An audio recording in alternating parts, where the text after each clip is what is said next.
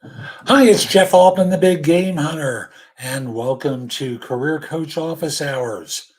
It is Friday, May 20th, 2022, and I spend time twice weekly. I do this at 1 p.m. Eastern and Fridays at 1 p.m. Eastern, talking about job search, hiring more effectively, management, leadership, a whole bunch of stuff related to your career. Because to me, being a career coach isn't just simply about career transition. It's about helping you in the totality of your career. And thus, I cover a lot of different things in my work that the typical coach wouldn't cover because, frankly, they don't have the expertise that I do. Having been trained and worked and working in search for as long as I have, having worked with as many organizations as I have, I cover a lot of terrain and help people perform at a high level. So if you have a question about a job search, about hiring, about managing better, leadership, dealing with workplace related issues, put your question into chat. I'd be happy to try and cover it today.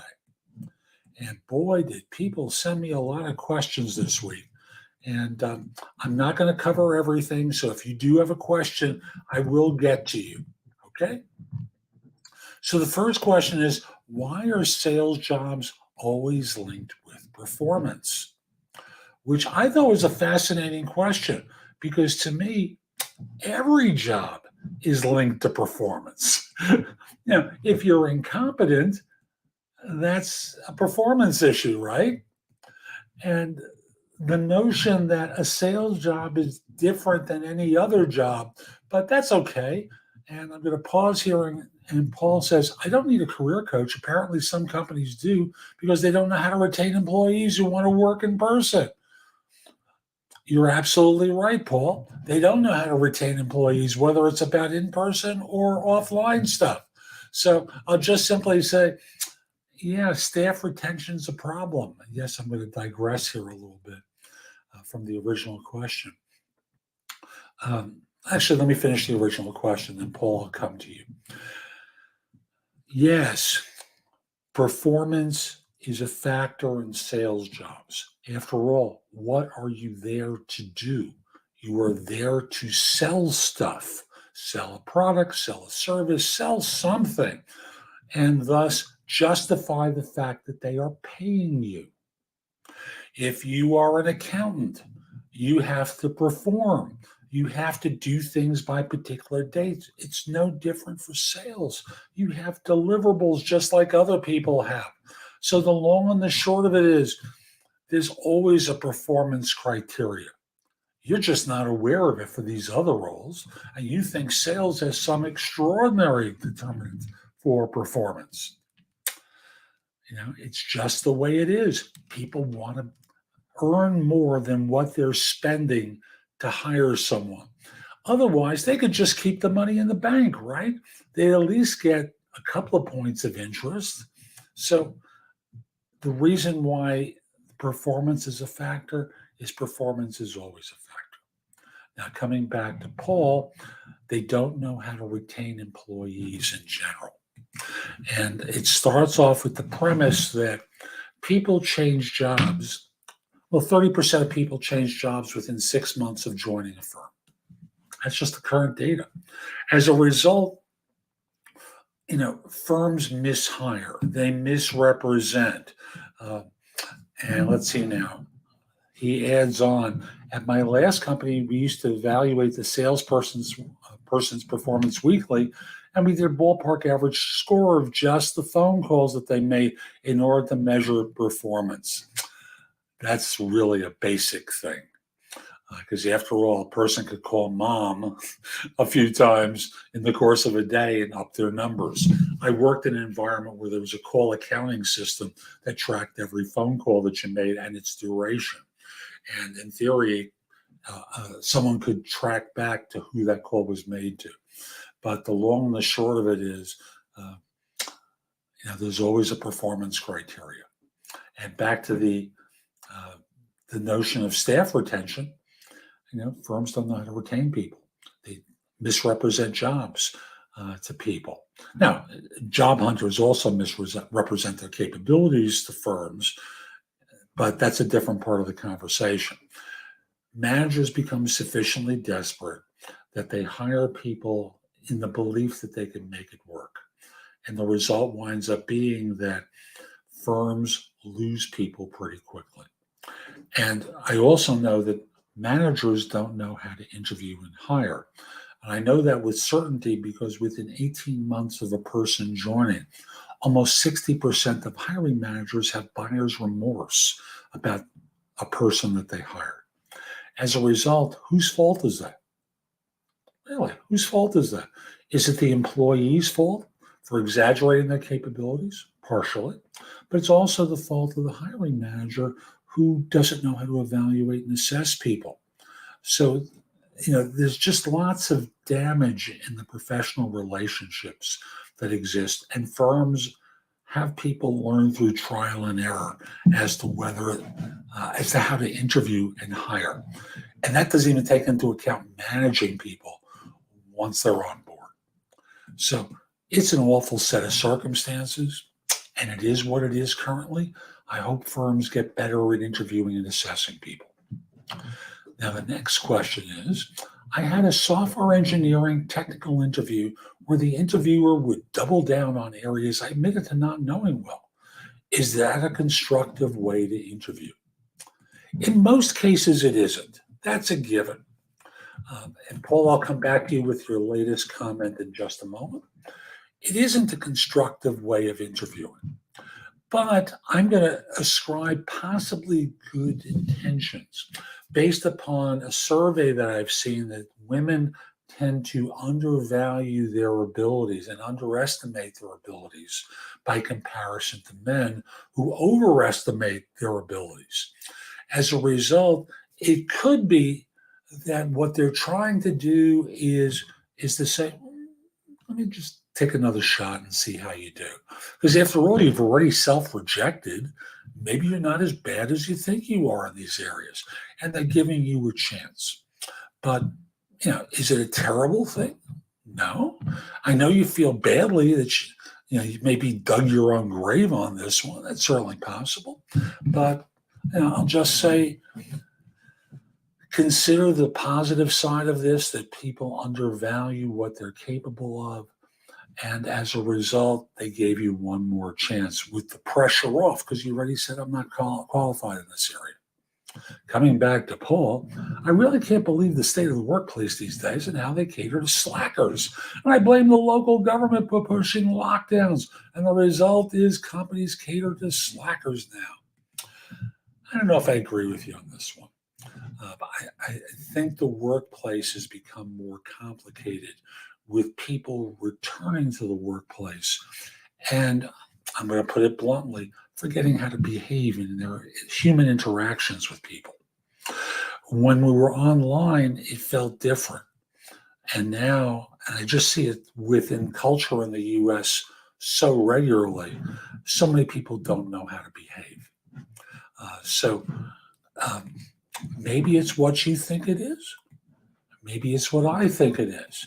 It doesn't matter. Right now, what we have is a culture that people don't want to go back to the office. If you interpret that as being a slacker, that's your prerogative.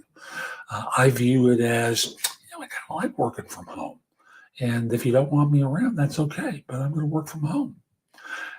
And firms can fire them, replace them. That's certainly possible. But right now, firms aren't finding it so easy to find talent. The result winds up being that, there are 11 million jobs currently open. 11 million, and nowhere near that amount of people available. And that assumes that they're qualified to do the jobs, right? Which they aren't.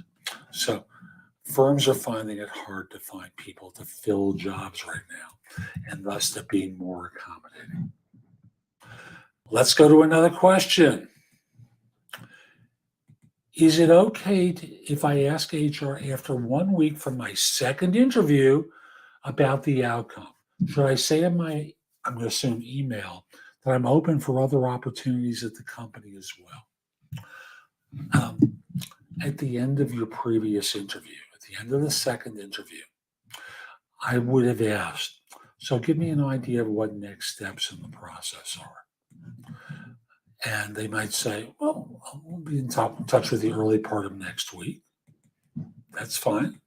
Or they might have said, we'll be in touch with the early part of next week. We have a few more people to talk with, but that's another level. A third level is, we'll be in touch with the early part of next week to schedule an appointment to meet with so-and-so and so-and-so. The more detail that they provide, the more interest that they're demonstrating. So specificity is the indicator. Now, you didn't ask my question, and thus, after a week, I would simply say, haven't heard about the position I interviewed for. Could you bring me up to date on what's going on? Do not instantly volunteer. You're available for other opportunities. Just clear this one out so that it comes to a successful conclusion. Paul writes, I work about 5 hours a night now driving. Jeff, honestly, I'm paid in cash. The salary isn't much different. I do want to return to the office, so you have to mail me your broken computer if I return to corporate. I traded a 40-plus hour a week for a 25-hour one. I get the same pay, so I make out just like every slacker. Okay, you're happy. That's all that matters. Everything else is BS. So don't sweat it. You keep driving and enjoy yourself. You like the work, I assume. You like the hours. You have time for other things. Good for you. Another question. How does social media marketing benefit businesses? Okay. If you're asking this question, you're either extremely old and obscure or a complete beginner, because everyone understands that social media marketing benefits business. At a minimum, it's free or cheap publicity. And firms like publicity these days a heck of a lot, as long as it's good publicity. So if they can construct their own publicity that puts them in a good light, and it's cheap, like really cheap to do this. The biggest cost may be software and time. So why they do it, they see an ROI in it. If they don't see an ROI, they wouldn't be doing it, right? So you may not understand it, but they do. As a result, put yourself in their shoes. It's inexpensive publicity. They make money from it. Why wouldn't they do it? And if you still don't understand, do a Google search. Do a Google search for cost-benefit analysis for social media marketing, and you'll get your answer. But I don't understand why you don't understand what its benefit is. Let's continue. Paul, I'm going to pause for a second and go on to this one. Let's see now. What regard do hiring managers have for similar degrees? It depends on the nature of the job. There's no way I can answer that simply. In some professions, like they say, degree in computer science. How about a degree in information sciences? Or for a person who's in cyber and they don't have an information systems or a computer science degree. How about one in cyber or data security? Yeah, those degrees work for them. As a result, it depends on the nature of the job and the similarity of the training. I have a master's in social work. I was thinking of being a therapist in private practice. And I decided social work was a less timely and less costly way of learning the basics that I thought I need to do. Now, I never went into social work. I never became a therapist. I did therapy on the side with people in private practice, but I never made it a full-time career. I met my wife in grad school and thus made a different decision. The result is similar degrees in some fields translate well, and in other fields they don't. Talk to people in those fields to see whether or not they translate. And that's going to be the best answer I can give you. I'm just going to remind you that if you have a question about job search, hiring more effectively, management, leadership, or resolving a workplace issue, put your question into chat and I'll try and get to it today. I suspect I can get to it today. Also, visit my website, thebiggamehunter.us, where you can schedule time for a free discovery call, a coaching session. You can visit my blog that has more than 12,000 searchable posts. Find about my courses, which you can purchase or rent, my books and guides. There's just a lot available for you. Also, subscribe to JobSearchTV.com on YouTube or on Amazon. It's an app on Amazon that you need to download. And subscribe to No BS Job Search Advice Radio, the #1 podcast in Apple Podcasts for job search, with almost 2,400 episodes over more than 11 years. So a lot of great information I have available to you that will help you with your job search. So with that, let's see what's next. What do I need to do before hiring staff? I get similar questions to this with regularity. The simplest thing I can tell you to do is identify the experience that's necessary for someone to have to be qualified. And then from there, what you need to do to determine that they know what they claim to know. So that's it in a nutshell. Everything else is extraneous. Do they fit in? You don't know how to assess for fit. After all, the statistics bear it out. There's just so much that a person can do when they evaluate and assess, because job hunters are on good behavior and so are employers. The result winds up being that if you're interviewing people, you're not getting the real picture of the person and they're not getting the real picture of you or your organization. As a result, what you can do is get clear about what you need someone to know and how you're going to evaluate for that knowledge. And that's the simplest thing that you can do. Next, do recruiters care about extracurricular activities on your resume? Well, sometimes those extracurricular activities relate to the work that you'll be doing. Most of the time, they don't. As a result, it really depends. And sometimes you're able to foster the connection through the extracurricular activities different than you might with your content knowledge. As a result, do they care? Sometimes, and sometimes they don't. You might look at a LinkedIn profile to see if they reference something that you can connect with, that you can bring up that you do, that relates to what they've done. So, do they care? Not always. Sometimes. I know I did from time to time, but most of the time they don't. Next question.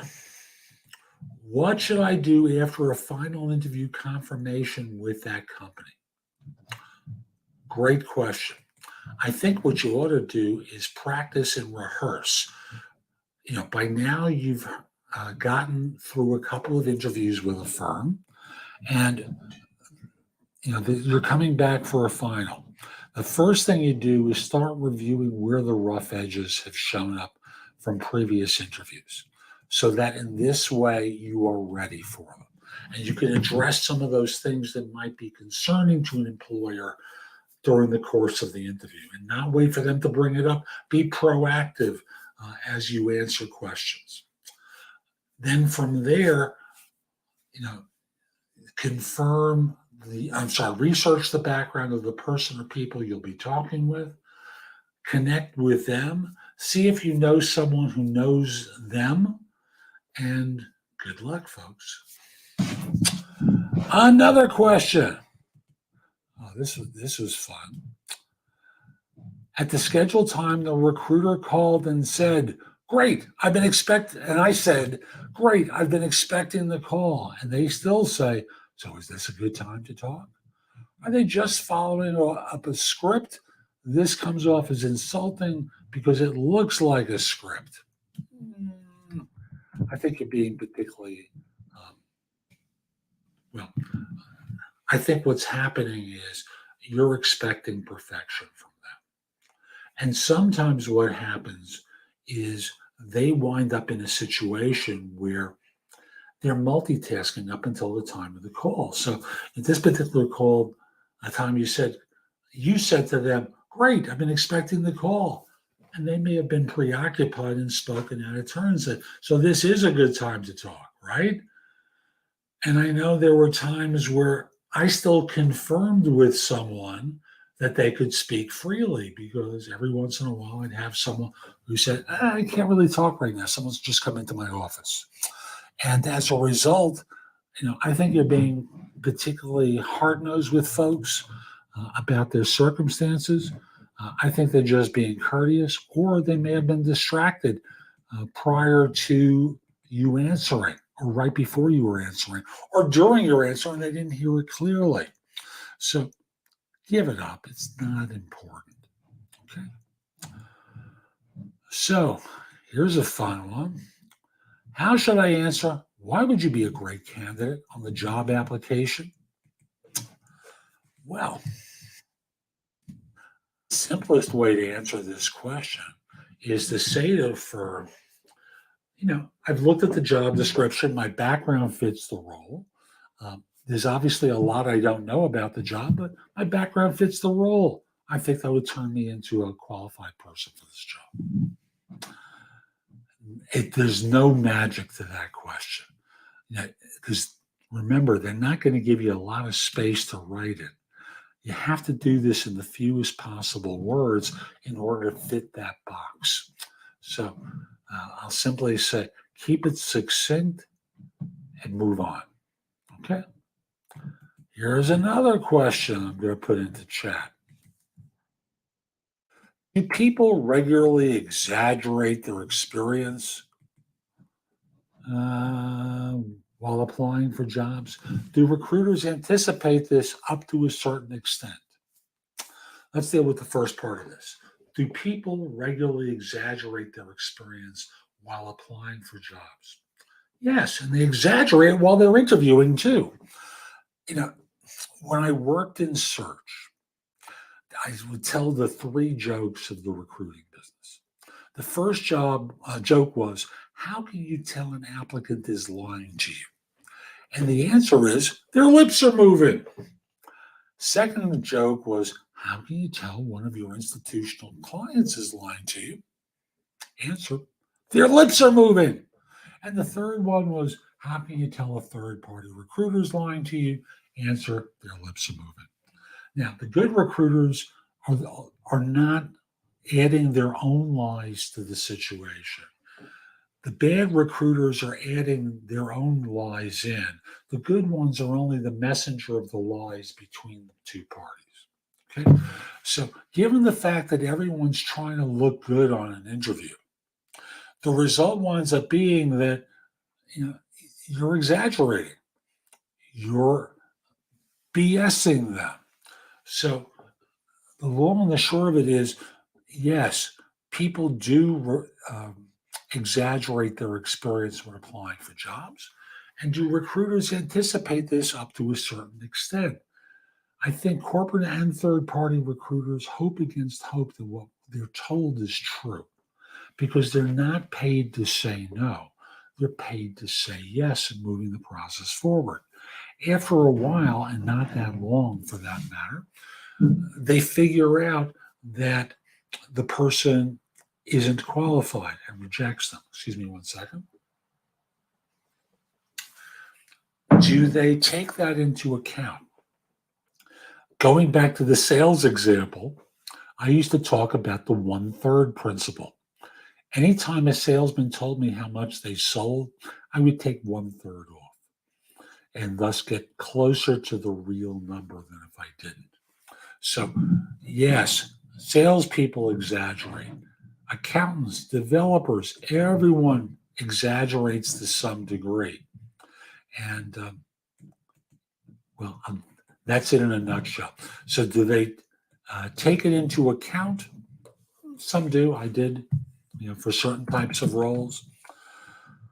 And, it served me very well in my work. Here's another one. What are some of the best and toughest interview questions to ask that can determine if a candidate is right for your company?